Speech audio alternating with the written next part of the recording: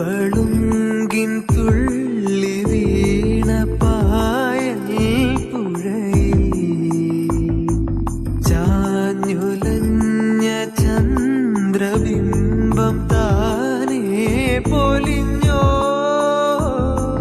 നാം തുഴഞ്ഞ നീർകൊതുമ്പിൻ ഓമൽപ്പടി നീ പറഞ്ഞ കഥകൾ പാടെ മറന്നോ.